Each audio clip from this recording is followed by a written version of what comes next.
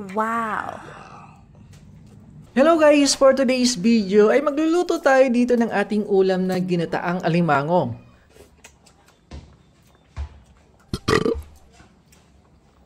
Pagkatapos ko nga dito magtinda ng aking mga paninda ay naghanda naman tayo ng ating ulamin ngayong araw. At ang naisip natin na lulutuin ay etong ginataang alimango. Agad naman natin ito hinugasan at inilagay dito sa kawali at nilagyan ng unting asin. Pagkatapos ay inilagay na ito dito sa pugon at nilagyan ng pampabigat na kaldero para hindi mabuksan ang nilagay nating takip. Pagkatapos ay naghanda naman tayo ng mga kailangan para sa pagluto ng ginataang alimango. Nagkayod tayo dito ng niyog. Kumuha ng daon ng malunggay.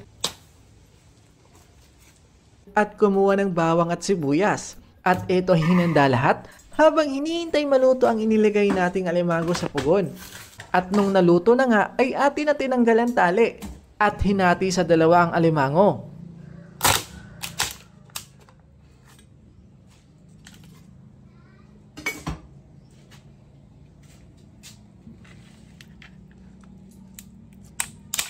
Wow! Napaso pa nga ako dito habang pinupukpok itong mga kagat ng alimango.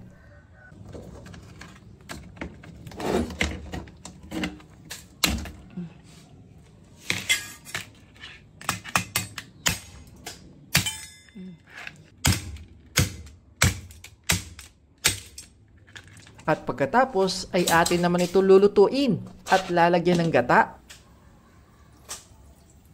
At etong mga bawang, sibuyas at unting asin. At hinalo ulit at hintahin na lang kumulo. At kapag kumulo na, ay atin muna ito titikman para matimpla pa ang lasa.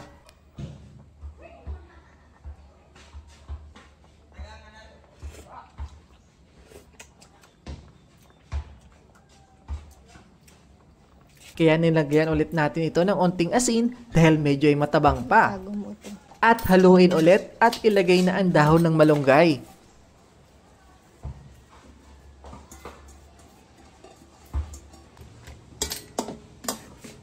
Wait na lang natin na maluto ito at pagkatapos ay kainan na.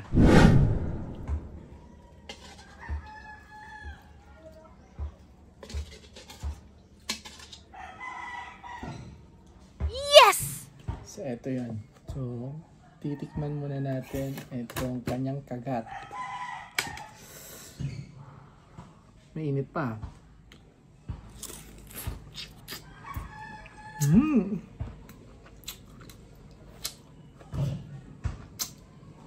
Sarap.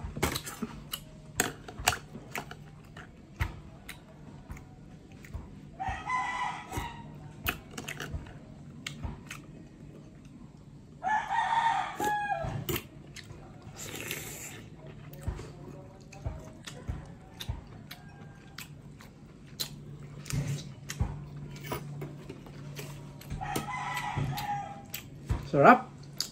Kain na tayo! Oh, para sa inyo.